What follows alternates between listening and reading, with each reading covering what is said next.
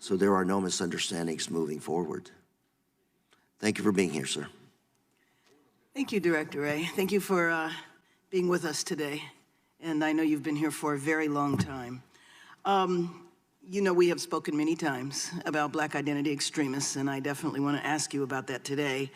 I understand that the Bureau no longer uses BIE and instead categorizes these cases under the broader label of racially motivated violent extremism. But one, I wanted to know if you guys have really repudiated the whole BIE category, because I know when we've talked about it in the past, it really didn't seem to be that there was much evidence that there were Black identity extremists. And the title was a little longer than that. Something about Black identity extremists that threaten police or attack police. So tell me what's different. So I found our conversations before to be, very constructive and very valuable. And we also engaged not just with you and your colleagues, but also with Noble, with whom we have a great relationship and are working more closely than ever. Good. We have, as you mentioned, changed our terminology as part of a broader reorganization of the way in which we categorize our domestic terrorism efforts. So we took a whole bunch of categories, not just the one that you mentioned, but a number of others, and consolidated it down to really 4 buckets. And the reason for that is what are the 4 buckets? What's that? What are the 4 buckets? There's racially motivated violent extremism, which is any kind of violent extremism that's driven with a kind of racial intent of one sort or another, no matter which direction. There is anarchism/government extremism. I may not have the label right, but that covers kind of variety of everything, sort of certain kinds of militia stuff all the way over to kind of more of the anarchist, maybe sort of Antifa-like kind of methodology. There is abortion violent extremism, people on either side of that issue who commit violence on behalf of different views on that topic. People on either side of that issue don't commit violence. Well, we've actually had a variety of kinds of violence under that, you believe it or not. But really, at the end of the day, and then the last one has to do with animal rights and environmental extremism. What's that? Those are the 4? Those are the 4. And the point is, we wanted to underscore what I told you earlier, but we wanted to make it even more clear that at the end of the day, for us, it's not about the ideology, it's about the violence. That's where we weigh in. It's not that the ideology isn't important for us as Americans, but we only investigate violence and the crimes that go with the violence. But so under the racially motivated violent extremism, how many African American or Black groups are considered under there?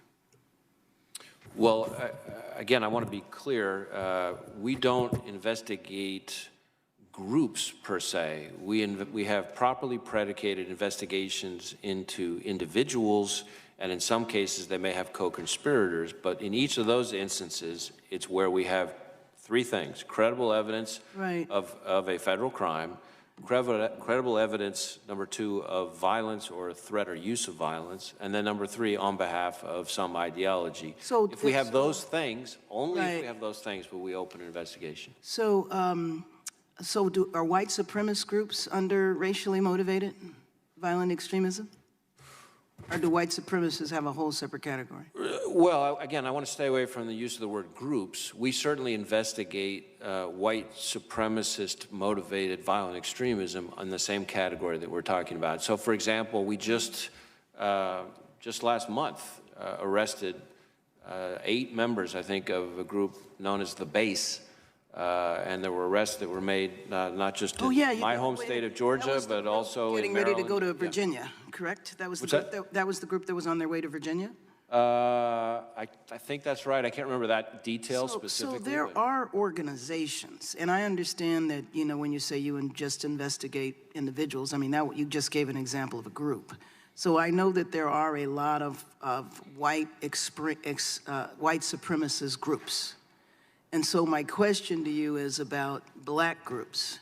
And so I don't know, maybe they're Black individuals, but under the category of Black identity extremism, formally, there were organizations such as the one in Texas and the individual in Texas that was arrested. He was incarcerated for a while, and then after being incarcerated and going on trial, he was released. He had activity on a website, and he also had literature when he was arrested. Are you familiar with the case that I'm talking about? We've talked about it before. I think so, yeah. So my question is, are there African Americans or Black groups or individuals that are currently a part of the racially motivated violent extremism category? Well, again, I don't know that I would speak in terms of investigating groups. We investigate individuals, and in some instances, individuals with co-conspirators. And I would say certainly there are individuals who we categorize and track under the racially motivated violent extremism part of our program management, who are African Americans targeting others. So, for example, you probably saw some of the reporting about the killing of the individuals in Jersey City, including the killing of the people in the kosher supermarket. I did. Those individuals were associated themselves with something called the Black Hebrew Israelite Oh, I'm very familiar with them. let's use that. That would be in that category. So let's use that as an example, because I'm very familiar with that group. That group is in several what'd you say? Yeah, well, excuse me, but I'm taking the prerogative of the chair. Using that group as an example, is that a group, because they are open, you know, I mean, you see them on street corners in different groups. They're not a secret group at all.